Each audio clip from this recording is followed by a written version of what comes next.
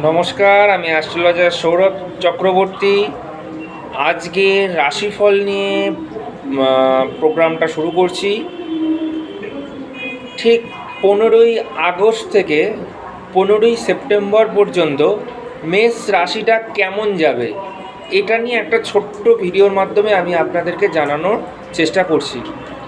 প্রথমত, মেষ রাশির ক্ষেত্রে যারা রিলেশনে আছেন, রিলেশনের দিক থেকে খুব স্যাটিসফ্যাকশান আসছে না বা কমিউনিকেশনে প্রবলেম হচ্ছে, এই টাইমটা তাদের জন্য অর্থাৎ মেষ রাশির জন্য খুব সাবধানে এগোতে হবে।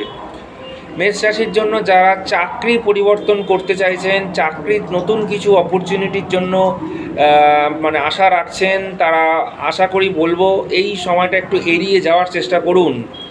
যাদের ফিনান্সিয়াল কিভাবে ট্রেডিং করব কিনা বা মার্কেটিংয়ে ইনভেস্ট করব কিনা